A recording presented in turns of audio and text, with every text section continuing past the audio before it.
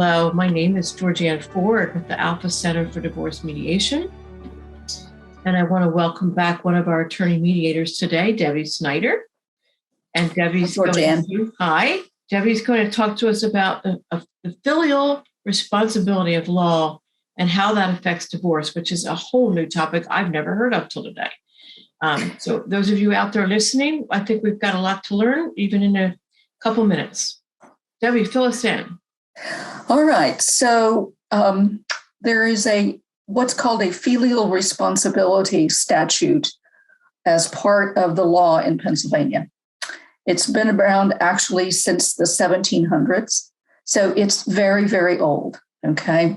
And that's why it's considered something that, we don't talk about on a daily basis, because it's sort of arcs back to an earlier time before there were a lot of social safety nets in our society, which we have more of now, right?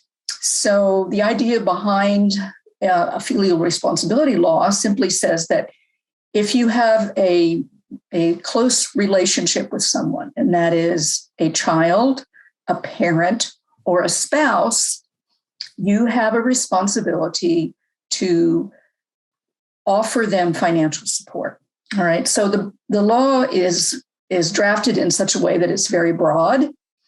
And frankly, it's considered one of the broadest in the country. All right. So as a practical matter, it's not really applied terribly often, but it does have some real significant implications in divorce law. All right. So the law says, it's a very short statute, and it simply says that if you, like I said, have a close relationship and the person that you have the relationship is considered indigent, and indigent is not defined in the law. So every court who contemplates considering the application of this law has to figure out on their own what indigent means to them.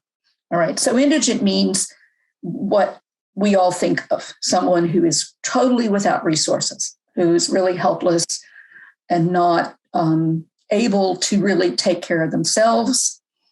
I think certainly we're talking about finances, but I think we're also talking about other resources, frankly, the kind of individual who really is considered down and out, if you will. Elderly people who have dementia, who have serious health problems, certainly can fall into that indigent category.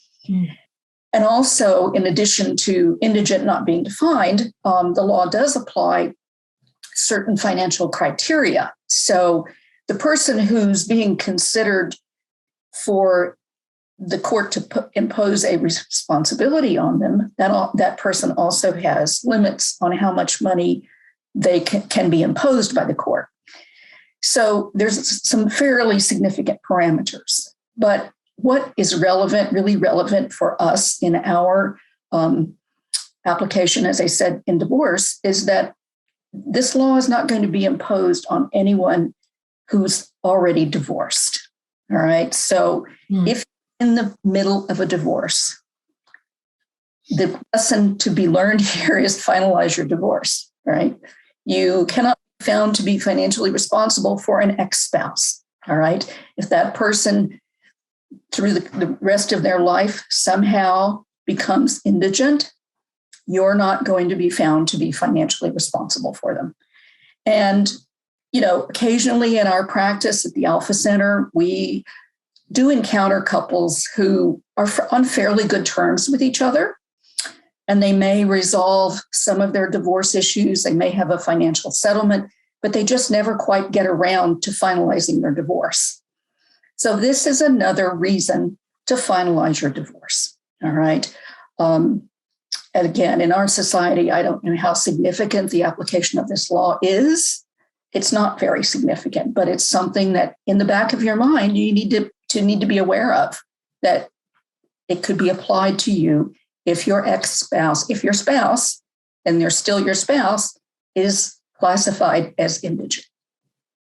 Yeah, I'm just wondering, like, if I have a spouse that has a severe addiction and ends up you can no longer take care of themselves. Right.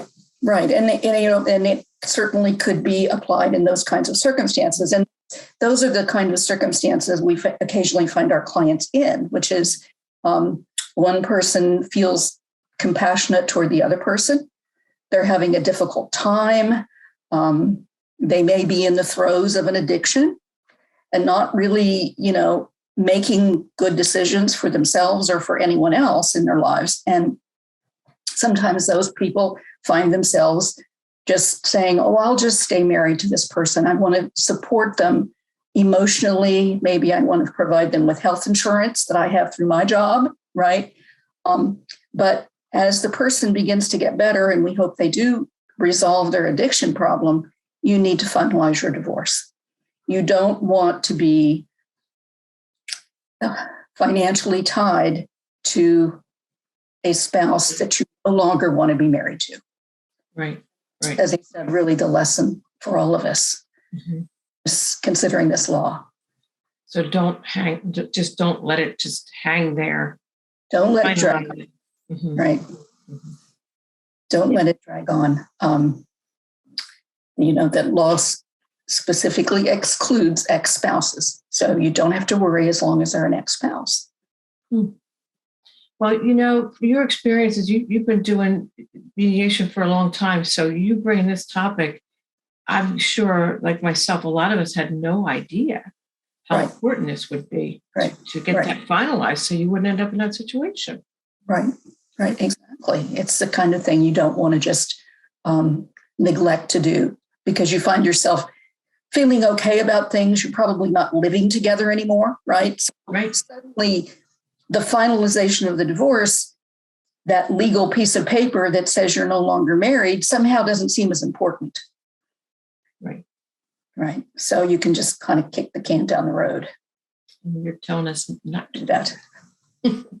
Well, Debbie, thanks. Thanks for this topic that we're going to probably really keep on top of mind when it comes to letting things just hang out there. Any of you who have questions for Debbie about this topic or any topic, for the Alpha Center for Divorce Mediation, they've got lots of experience. Feel free to reach out to them at 1-800-310-9085. And we thank you, Debbie, for returning with another interesting topic. Thank you, Georgianne.